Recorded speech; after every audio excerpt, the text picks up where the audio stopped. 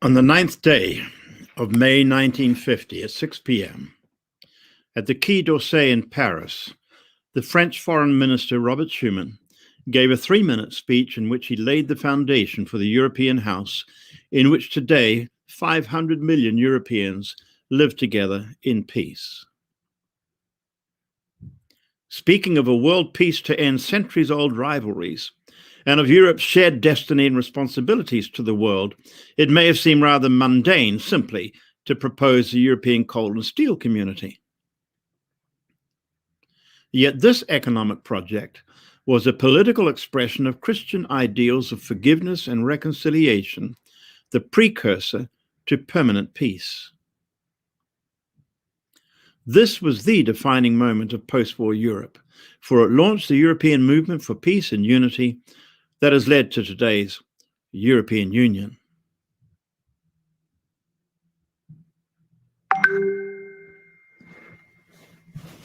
So welcome to this month's Schuman Talk, where we discuss issues facing Europeans today in the light of Robert Schuman's vision for a community of peoples deeply rooted in Christian values and seeking the common good of all.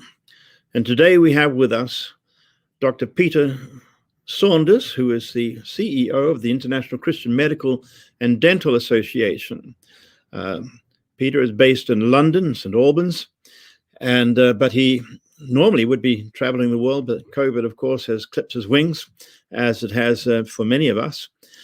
And I've asked him to talk about the crisis and opportunities of the global pandemic.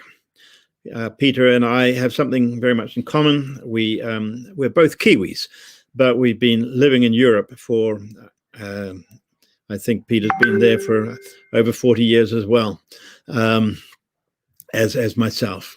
So welcome, Peter. We're very glad that you can be with us here, and thank you for taking the time. And because I know that you have a unique perspective as somebody who is looking at the whole, globally, not just Europe, but globally as well. And so what we want to do today is get your perspective on what you see will be the opportunities coming out of this global pandemic. Because with Robert Schuman, he found himself being faced with a very dire crisis, not only the World War itself, but the post-war traumatic situation, because really when the soldiers came and gave out the chocolates and the cigarettes and the kisses and went home, it was not that just everybody lived happily ever after. Europe was facing a severe post-trauma stress disorder, and it was not at all a foregone conclusion that peace would ensue. There was a threat of a third world war, and how could that be reconciled together? So I want to ask you a series of questions, Peter, and I'm going to start with, well, firstly, let's go to the slide. Well, I'll just say, firstly, Peter, welcome on the show. How long have you been in your present role as CEO? Because of the International Christian Medical and Dental Association, I know that for a long time, you were the public face of the Christian Medical Fellowship in the UK. Well, I haven't been in Europe quite as long as you, Jeff, but we came originally in 1989. I trained as a surgeon in New Zealand. We worked in Africa, came here just before the Berlin Wall came down, actually, which was an amazing time. And then I went from that out of clinical medicine to work for the Christian Medical Fellowship for 27 years. And the last 19 of those were as the CEO. Then 2 years ago, I switched to the International Christian Medical and Dental Association, which brings together over 80 national associations of Christian doctors and dentists all around the world. So that's where I am now. We haven't moved house, though. We're still living in St. Albans, just north of London. So, yeah, that's me. Well, I know in some of the contact we've had over the years, your role with the Christian Medical Fellowship put you in the limelight a lot. I know the BBC would often call you for a Christian perspective on all sorts of medical ethical questions, and you saw the need for to really equip medical personnel to be able to present themselves to the media. Would you like to comment on that? Yeah, well, I was one of those people. They say some are born to do media, some achieve media, and some have media thrust upon them. And I was certainly in the third category. So, being in my position with CMF, people just came to us for comment, and I initially tried to duck it, but then realized that it was a really good opportunity to give a Christian perspective. So, I think I did my first media interview back in 2001, and I must have done hundreds since then on regional, national, and international radio and television on a whole host of issues, but probably more than anything on life issues at the beginning and end of life, giving a Christian perspective on that. Yeah, so I'm doing a lot less now in my new role, my new international role, but I'm still very keen about getting Christians, professionals particularly, but anyone with a good view on something, to be able to put it in the public square and hopefully do it with gentleness and respect and clarity. And you set up all sorts of training opportunities. Are they still going? Yeah. Do you mean in media? Yeah, training for media. Yeah. Yeah. So we help to Christian doctors and medical students to be able to get into media, not to be afraid of it, and to know how to conduct themselves and prepare for media interviews. Yeah. So that's still going on. I'm still a member of the Christian Medical Fellowship, but I'm just not involved there anymore. In the same way. Yeah. But can you give us any indication as to what effect did it have to have this Christian voice in the media?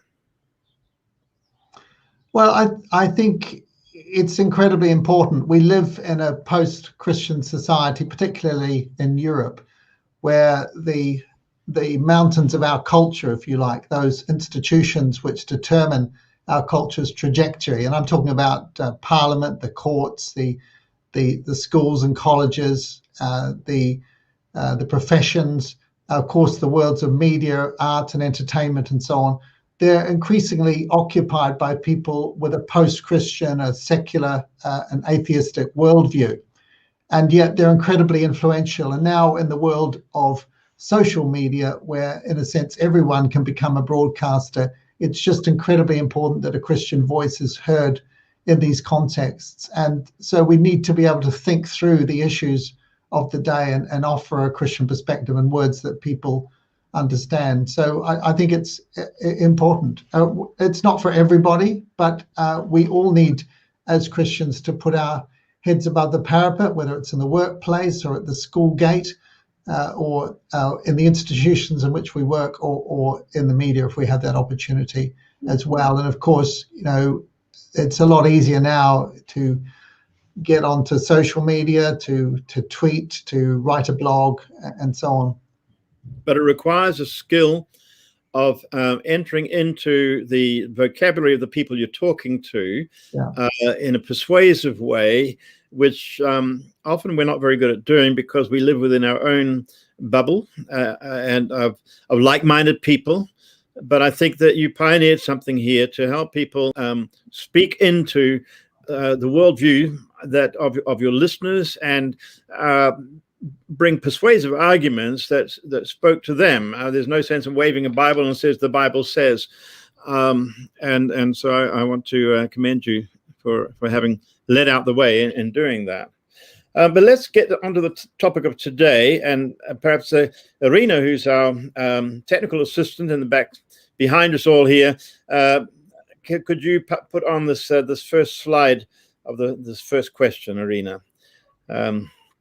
That's right. So we talk here about how the war crisis was an opportunity for a new start for Europe. It actually was a huge crisis that could have gone very, very differently. It required the right political will and the right value base. And this is something that Robert Schuman, Konrad Adenauer, Alcide de Gasperi really were able to bring so much of their understanding of human beings created in the image of God, and what kind of society should come from that, really packaged as Christian Catholic social teaching.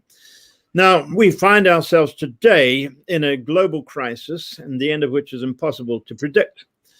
I'm going to ask Peter at the end of our questions to answer this question. What, from your global perspective, what opportunities do you see this crisis throwing up for missions and the gospel? So hold that question in our minds. That's what we're working towards. But first, let's try to get an understanding of the crisis itself.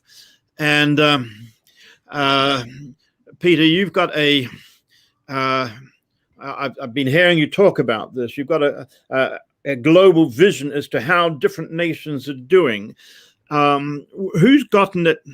Who got it right in terms of the approach, and where are the worst scenarios, and what categories have you seen in terms of how different nations have responded to the crisis? That's the second slide. I think if we could see that, Irina. Yeah, that's it. So on the right here, we've got New Zealanders cramming into a football stadium there. It looks to me like it's Wellington. And looking down the football field, on the right, you've got a field being dug up to bury thousands and thousands of Brazilians. And so here we have the kind of scale in between. So, Peter, what's your comment on that? Well, it's been said that we are all in the same storm, but we're in different boats. And I think what's happened is that this coronavirus pandemic has really exposed decision making about public policy right at the highest level. So the way presidents and prime ministers have responded, the way health systems have responded in every country has been different, and it's arrived and therefore had different effects. Now, of course, there are other variables. It's harder to keep it out of a nation with lots of land borders than it is with sea borders, for example. It's harder to keep out of nations where there are lots of transport links, where there are big hubs for airports and so on. But I think at one end of the scale, there have been countries who've handled this incredibly well. And I'd put in that category New Zealand, which you mentioned already. Australia hasn't done too badly, but especially Taiwan, Hong Kong, in the more developing world countries, Vietnam has handled it incredibly well.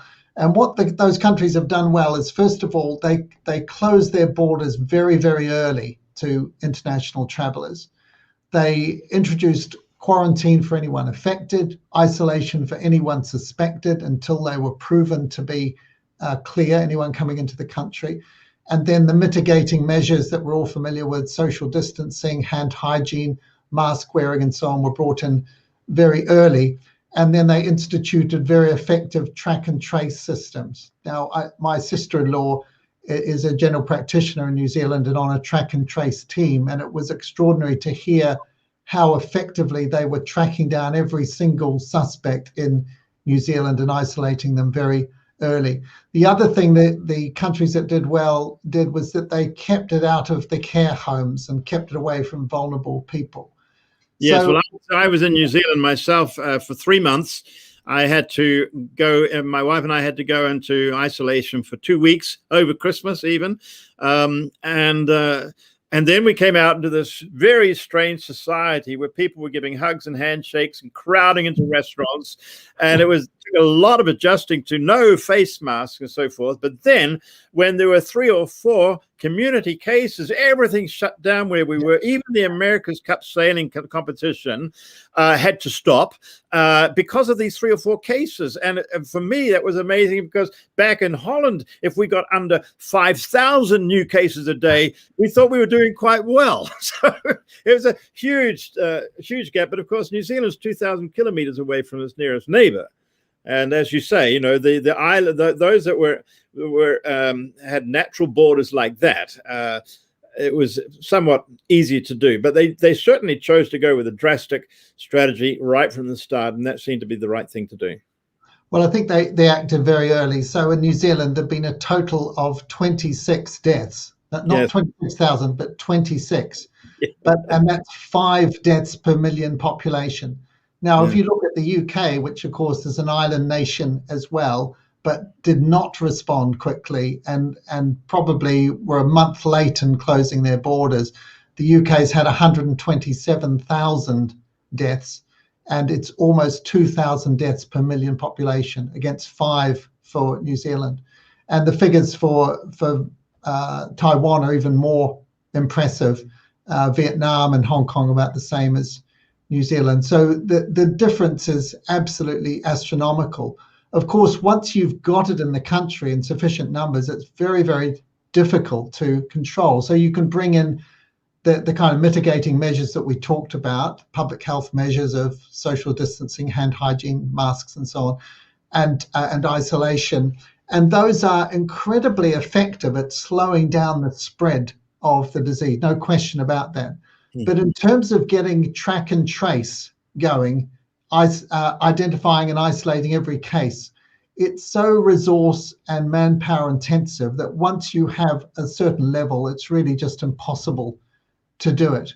And that's the problem that many countries have had. So at the other end of the spectrum, those that handle the early stages very badly included countries like the UK and the US, which are way up there in terms of deaths, but also deaths per million as well. They didn't close their borders. They didn't institute measures. They never got track and trace working effectively. They let it into the care homes, and we've seen the result of that. And of course, at the other end of the spectrum, you've got Brazil, where there are now over 4,000 deaths per day, where the total deaths are over 300,000. Mexico is at a similar level.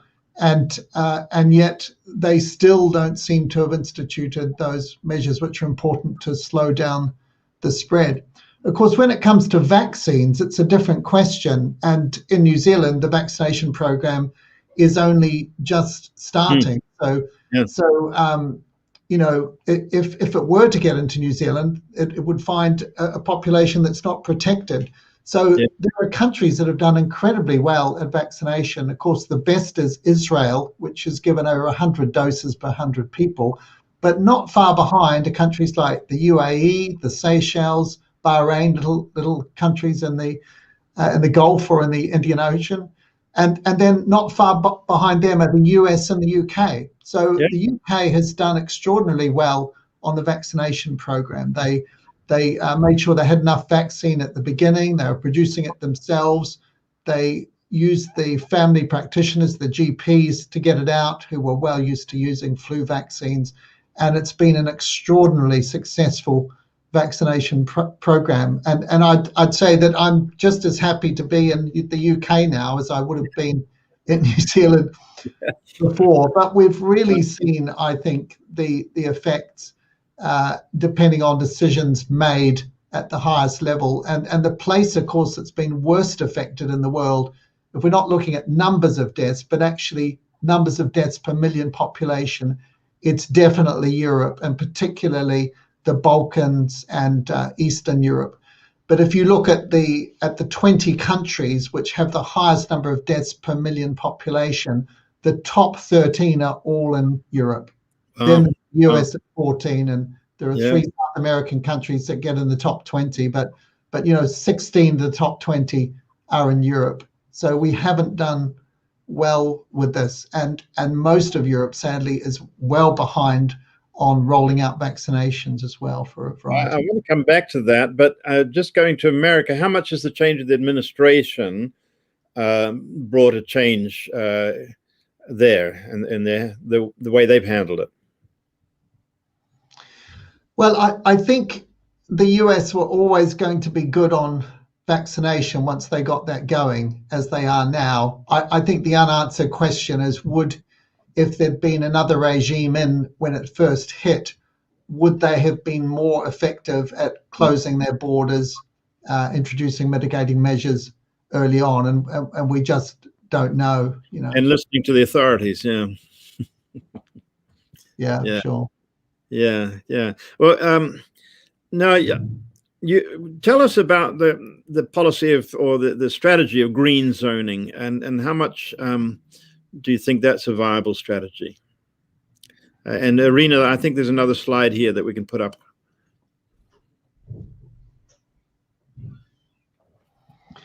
Okay, well, so very simply, the idea of a red zone in dealing with epidemics or pandemics is that you put infected people into a red zone to protect the rest of the population from getting infected.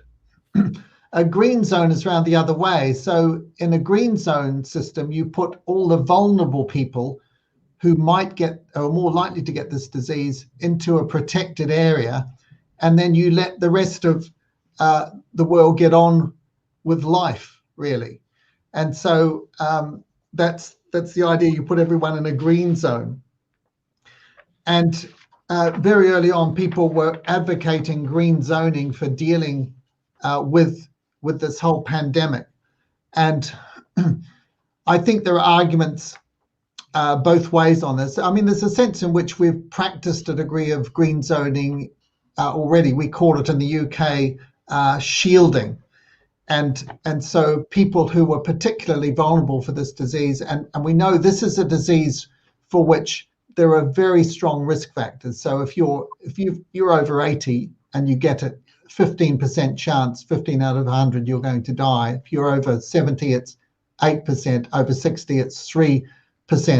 And if you have other associated comorbidities like disease or diabetes or obesity or hypertension and so on, we know you're at higher risk if you're immunocompromised or whatever. So in theory, there is very much a vulnerable population who could be protected. But I think the green zone area has real problems as well. First, it's very hard actually to protect vulnerable people if it's running rampant in a community. So, kids at school will bring it home, particularly into multi-generational families where elderly people aren't protected. So it's very difficult to achieve that. Then, of course, there's the problem of so-called long COVID, which we're seeing more and more now. So you get COVID, and then you find 8 to 12 weeks later, you're still short of breath, you've still got a cough, you may be fatigued, you may have brain fog, you can't work. This can go on for some people for months and months. And this seems to affect young people in the 15 to 49 age group, not quite as much as the elderly, but certainly it's very, very significant. Now, I wouldn't want to have long COVID. And so it's far better not to get this disease at all, rather than to get and imagine you're going to be immune in the future. So the costs of so-called herd immunity that people talked about, just let it run rampant and everyone will have it and then get and have antibodies against it. The problem is that the cost in terms of lost lives or of long COVID ongoing effects were just too much. And so I think that's why it was a very good move initially to try and suppress the spread of the virus through mitigating measures, then to get our treatments going, which have reduced deaths by about 30%. But really the big game changer has been vaccination. The other we found in the UK is that green zoning, even mitigating measures with, we call it the rule of 6 and not being able to meet more than 2 households and so on. So we had all sorts of measures short of lockdown, all sorts of measures short of lockdown. And they seem to be working fine up until about Christmas, when the new variant, the Kent variant B117, hit. And that spread much more easily, and it just wasn't sufficient anymore. And the number of cases went up dramatically. And we were having 1,800 deaths a day at the peak just after Christmas, early New Year. And that's why lockdown had to come back again. But thankfully, the vaccination program then got underway very rapidly, and we're living in a very different scenario now. So I think green zoning is an interesting idea, but there are problems with it. Just to clarify, the map that we had up there before, a map of Europe, that was just a kind of an example. That's hypothetical. That's not showing what's happening right now. But Peter, on this long COVID business, what makes people susceptible? Why do some people suffer long COVID? Do they know that at all? Because I actually, until 3 years ago, when we moved into Amsterdam, we lived out in the countryside of the Netherlands, here in the center of the country, in a little town called Heerde. Now, I say little town, it's 18,000 people. That actually was one of the worst hit places in the whole nation. Somebody came back from Italy, and there were some meetings that took place, and 40% of the people in the old people's home died. The mayor, a Christian woman we know, is contracted COVID and as long COVID, and is still unable to, after a year, unable to resume her duties. The pastor of the big Reformed church in the center of town, who was just a young man, I think around about 30, still suffering from COVID, out of action. Why are some people susceptible to long COVID? Is that known? Well, I think the jury is still out and research is still at an early stage. We know that if you've been hospitalized with it, you're more likely to get long COVID. But we also know that the effects on young people who've had relatively mild disease, you can end up with it as well. We know very clearly what the risk factors are for dying or getting serious COVID itself, but long COVID, I think we'll need more time to look into this. And at the moment, I think there is a really good argument for erring on the side of caution, which is why, as I say, it's far better not to get this disease if you can possibly avoid it, rather than think that, well, I'll get it and then I'll end up with antibodies against it in the future. We don't really know how protective it is to have had it. We know that vaccination gives you very good protection, but we don't as yet know long term how long that's going to last and whether follow-ups will be necessary. But I mean, even if you've had the disease, you're best to have a vaccination to get stronger protection. Well, let's talk about vaccinations. You've been talking about how Europe has been far behind the game on the vaccinations, and perhaps we can see this the next slide here. This obviously is an American situation, but we find the same echoes taking place in Europe. A strong resistance in some areas of Christianity to the vaccines. And I had a phone call from a very good friend who's been a doctor for many, many years. In fact, he's now in his 90s. And he called me the other day to say he was rather amazed at something I had written, which seemed to be, approving vaccines, because from his perspective, he was still very, he would not want to touch them. Now, I know, Peter, you're a medical man, a believer. How do you see the question of the vaccines from a Christian point of view? Well, I think, first of all, we have to realize that this is an incredibly serious disease. And if we look at all the pandemics or plagues throughout history, if you like, in terms of the number of people it's killed, it's now moved into number 8 position. So it's not like the bubonic plague back in the 14th century, which killed 50 to 200 million. It's not like diseases like the Antonine plague or Justinian plague or HIV or even the Spanish flu yet, which killed 20 to 25 million plus. It's not quite at the level of the salmonella or smallpox epidemics in Mexico, which killed upwards of 5 million, but we're almost at 3 million deaths. That's really significant.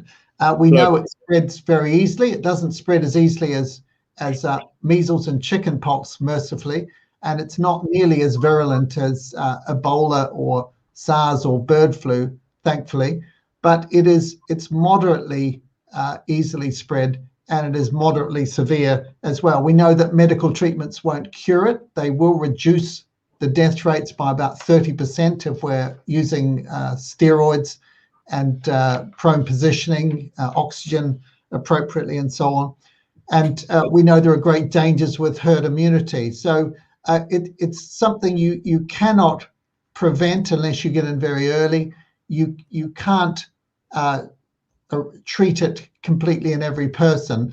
But the one thing that really does stop it in its tracks, and that's been demonstrated now very clearly, is vaccination. And if you look at a country like, particularly the UK, where we peaked at 1,800 deaths, we're now a couple of months later down to 10 to 50 deaths, between 10 and 50 deaths per day, just a few thousand new cases per day.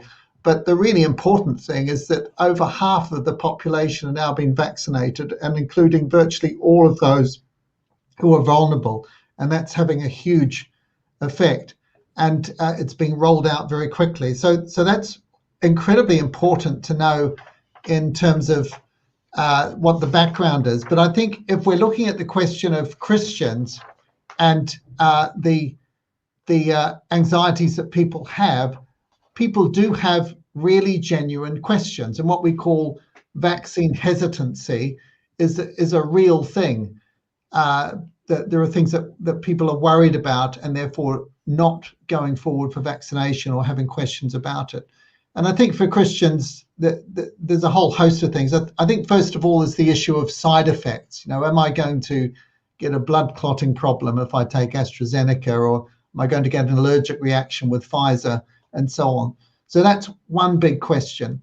I think what we do now know, with over 700 million people vaccinated around the world, is that the serious side effects are very, very rare. So we're talking about 1 in a million will die from blood clots. And we have to remind ourselves that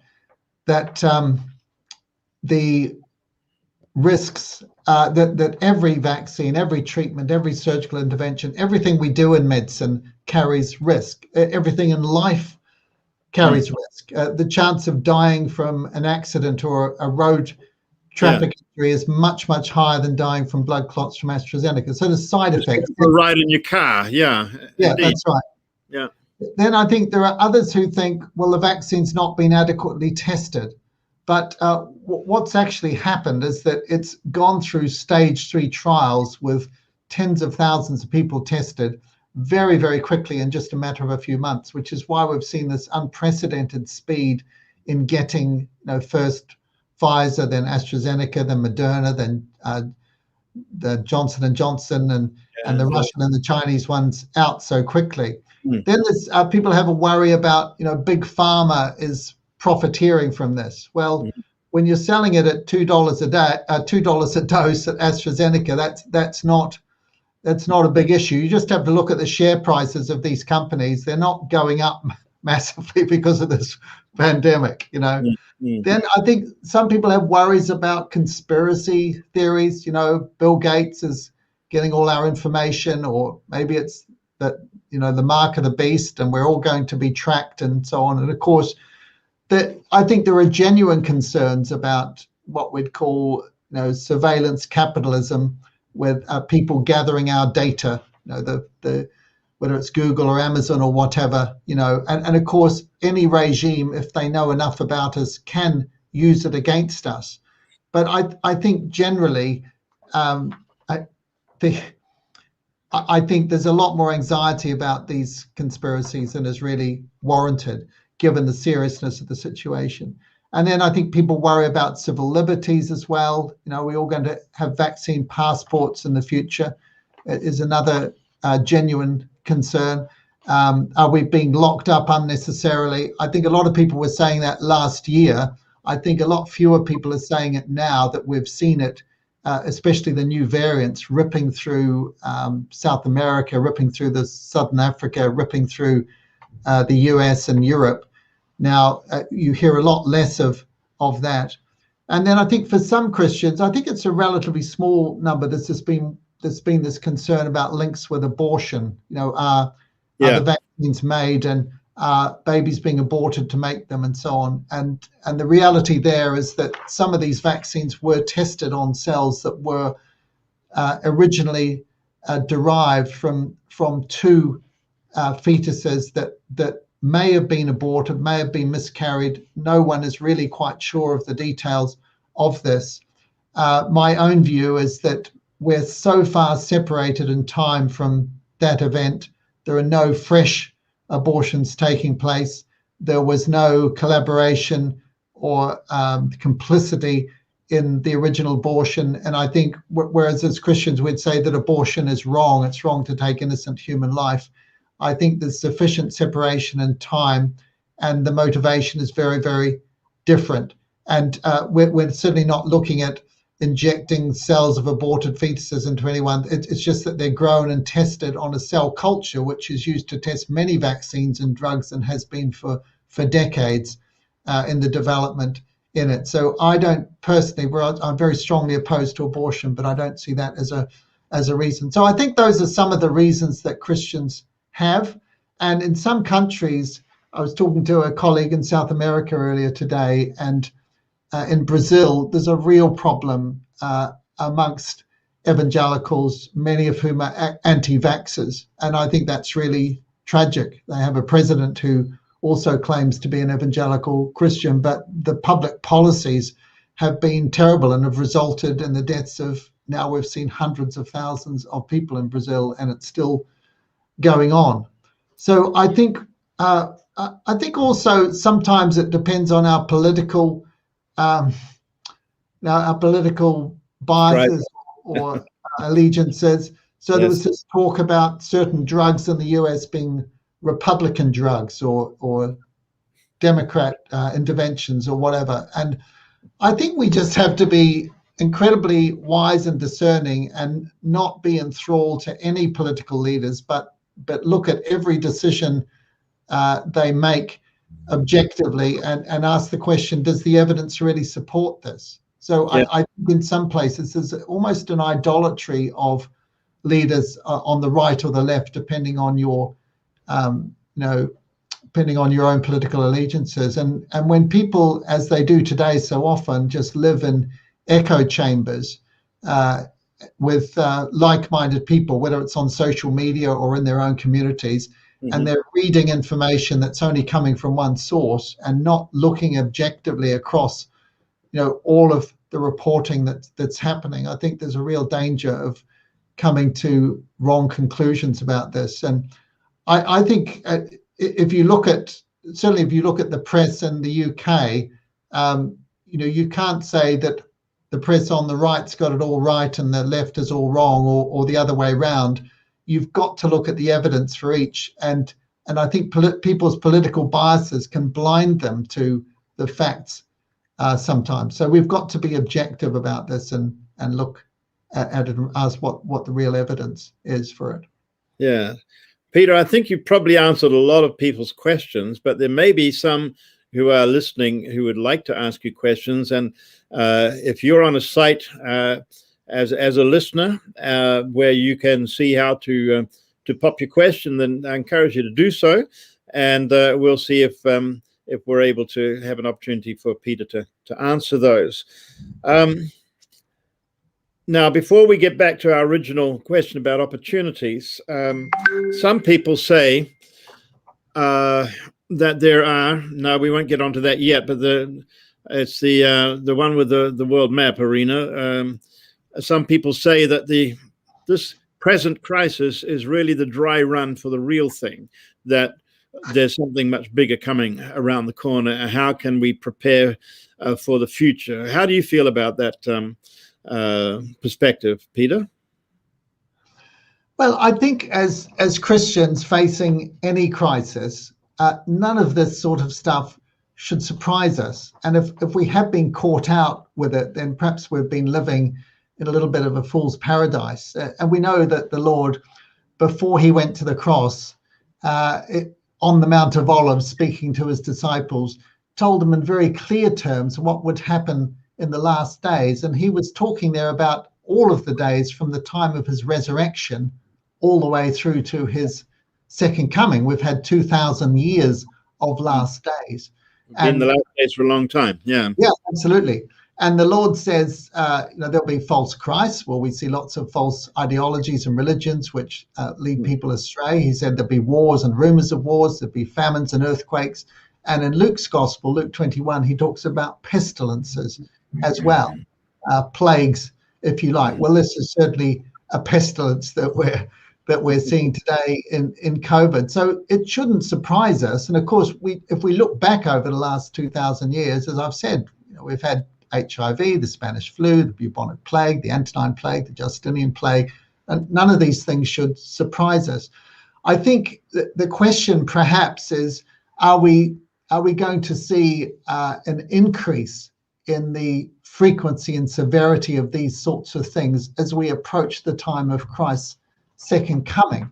And I think you can make a good case for that from Scripture, that if these things are in fact warnings to us about Christ returning and the new heaven and the new earth and the day of judgment and so on, it shouldn't surprise us if we're seeing more of them. But I think purely in human terms, you just have to look at the world the way it is today, with the hugely increased population. Something like 10% of people who've ever been alive in world history are alive today.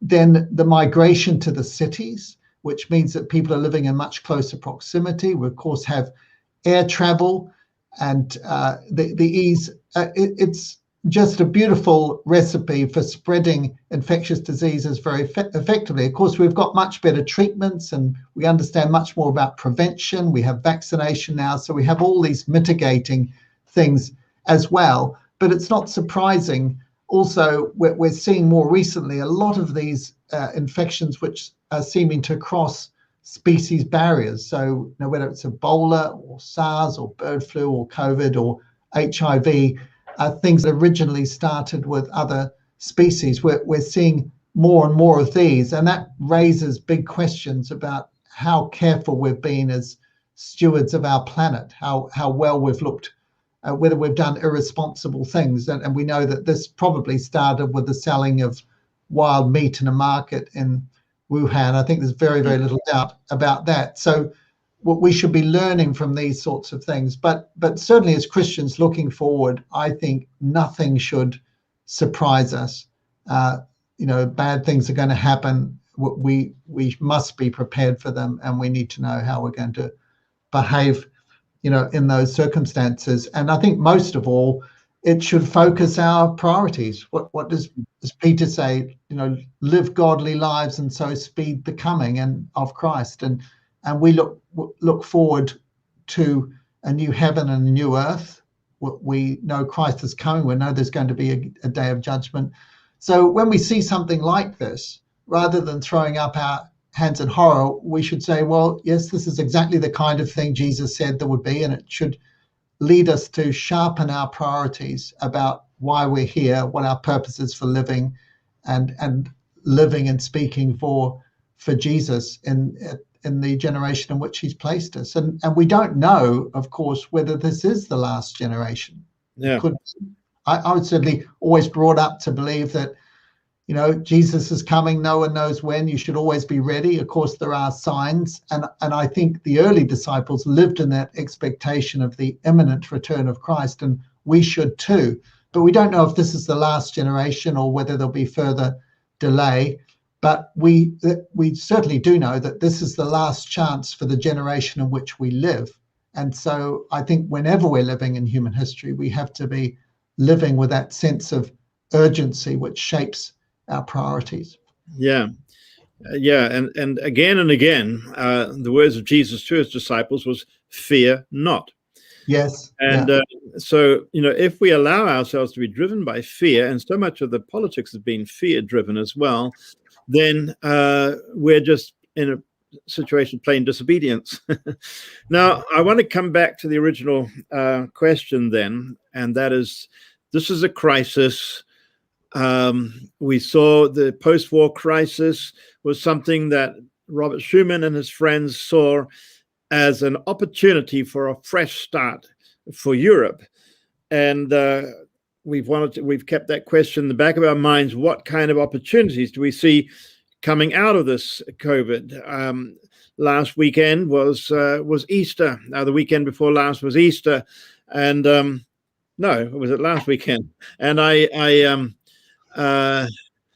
wrote a column there about the Passion Play that has been held in Oberammergau ever since the 17th century, beginning of the 17th century, the 30 Years' War, because of the plague that swept through that town and killing half the population. And the town made a vow to the Lord, if he would stop this plague, they would put on a passion play every 10 years. Now, this is according to the legend. It wasn't written down for a while, but this is why today Oberammergau is a world famous event, and it is on many people's bucket list to attend.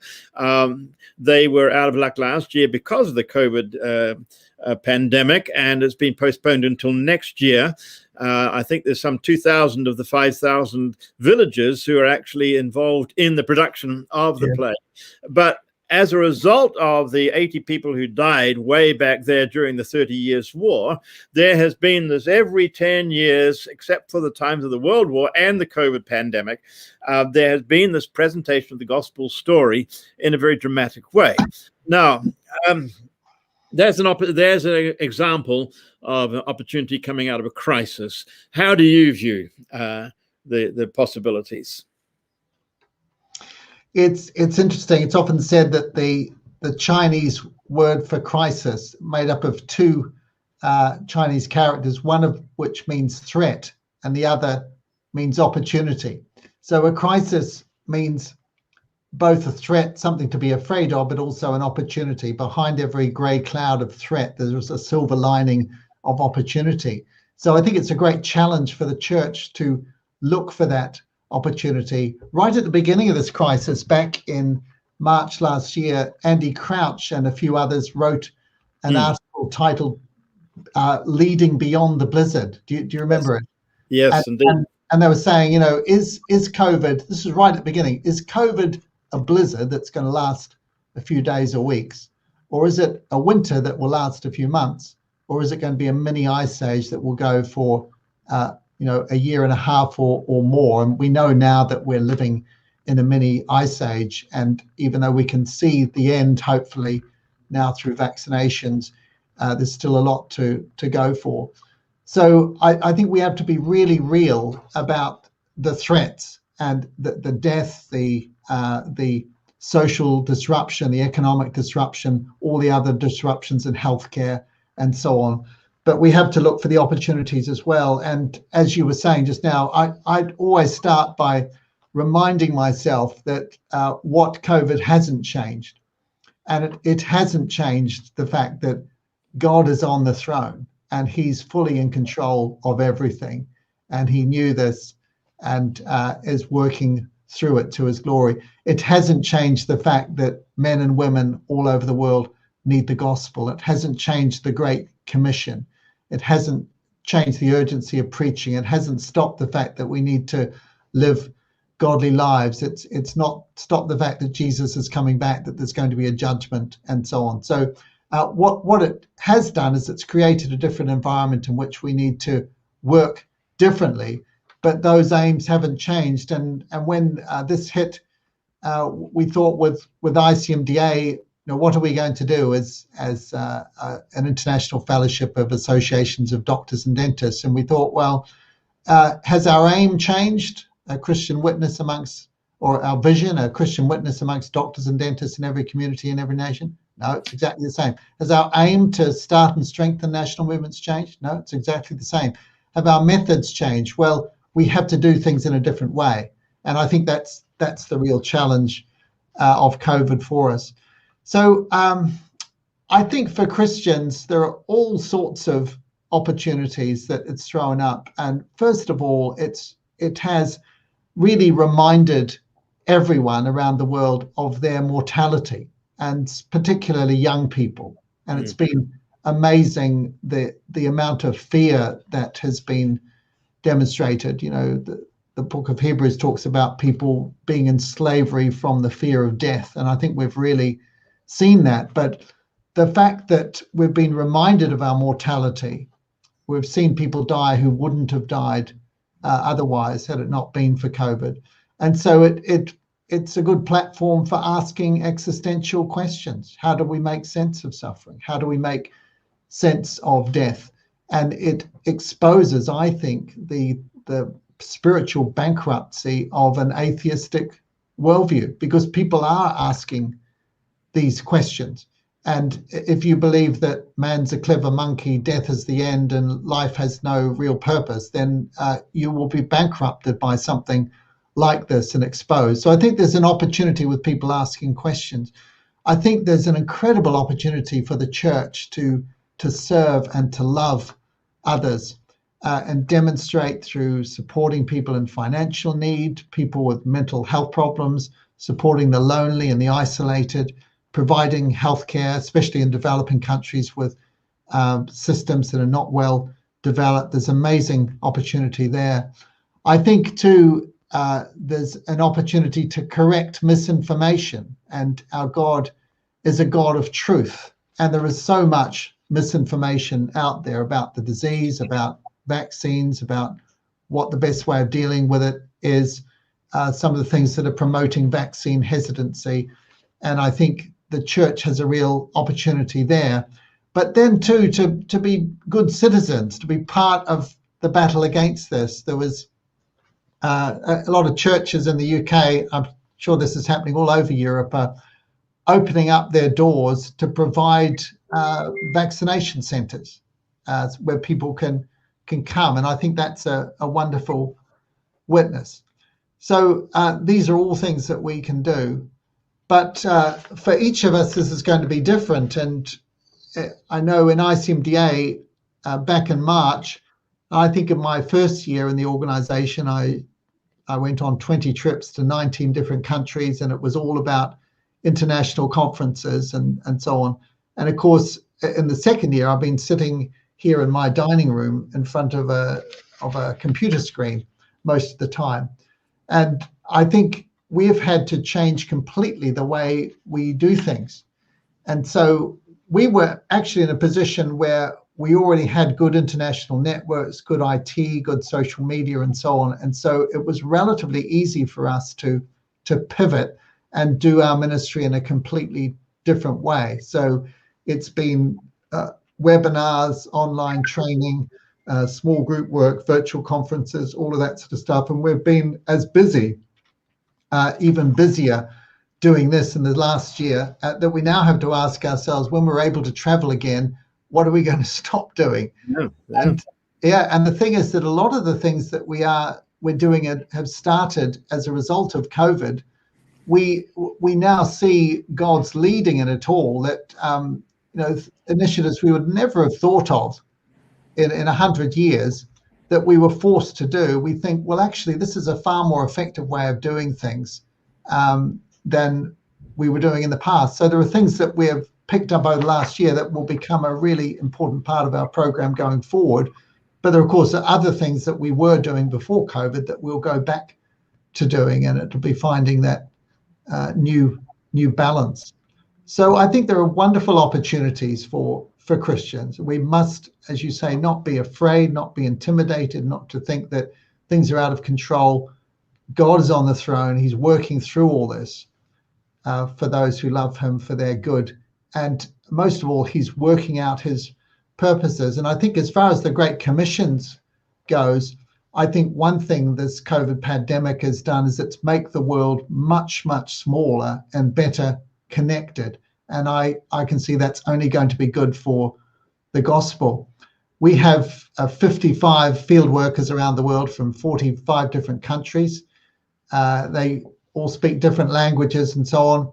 And we used to meet only in conferences. We didn't do much online stuff at all, but actually the links between them, the relationships have got much stronger because we're meeting much more frequently and all praying for each other through this. So it's actually been incredibly good for us, and we've increased our workforce by about 60% in the last year. And all these folk are tent makers who are either dentists or doctors working full or part-time in clinical work, who do their work with ICMDA and ministry on top of that, a bit like Paul did as a preacher and tent maker.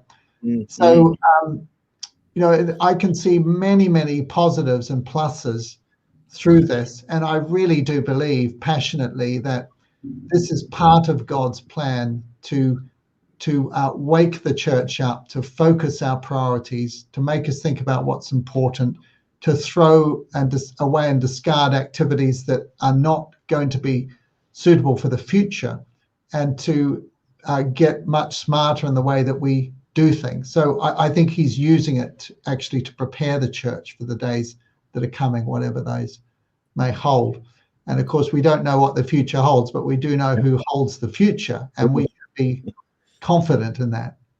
It's interesting to contemplate if this COVID pandemic had come 20 years ago, when we didn't have the Zoom facilities, etc. We had internet and email, but not the conferencing facilities, not this advanced anyway. It would have been a very different situation. I mean, the church services that have been able to continue, etc., would have been a very different situation. So we can be very thankful that we have all this second best type of framework to fall back on. And well, you've given us a lot of food for thought, Peter. I want to thank you very much indeed for your perspectives that range the globe, and it helps us to see our situation in Europe in perspective. It is really still a puzzle to me why the EU has particularly been so behind the game, which is not what we would have expected. Do you want to just make a last comment on that? With some danger, perhaps, but just to pick up on what you're just saying about the timing, I think that, we say God's timing is always perfect. It may not seem it at the time, but when we look back in retrospect, we see it. Why did Jesus come when he did in the first century? Well, we can see things like the Roman Empire with its road system, its transport, the Greek language, and so on. It was an absolutely superb strategic time for the spread of the gospel. And as you say now, with this coming at the time it has, when we have all this new technology, it's enabled us to be able to use it. The timing is just right in many ways. I think when it comes to Europe, that's also true for the sharing of information amongst medical people. There really has been something happening unprecedented in human history, where experts from all around the world have been all providing their information. That's never happened before. No, it's really increased collaboration with doctors, and it's changing treatment and training as well. So, a lot of medical training is increasingly being done online, being able to unify training systems within a country. The use of telemedicine, where a lot can be done online in terms of diagnosis and treatment as well. We've launched a whole lot of training programs in the last year, and one of them was an international postgraduate diploma in family medicine. And we launched that with 30 students from 15 countries in May 2020, 2 months after the COVID epidemic or pandemic started. Why were we able to do that? Well, because this was a distance learning course, all online, with online webinars and discussion groups. And so it was ideal. COVID couldn't stop it. We're about to take another 50 students this year. So it really is changing. The world is, of course, connected with internet and broadband and so on. So it's really changing medical education, medical practice, education, all sorts of spheres. But to get back to the European question.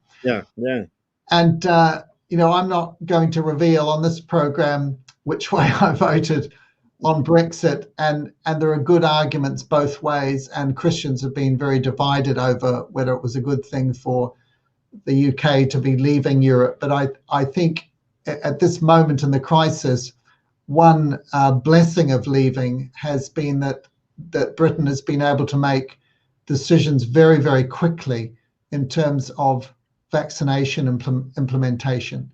And as I say, getting around the red tape of regulations and implementation of the program. And it has literally saved tens of thousands of lives in Britain getting the vaccination program going very early. And I think that's part of the challenge for Europe now. And it raises this very interesting question of how we approach risk.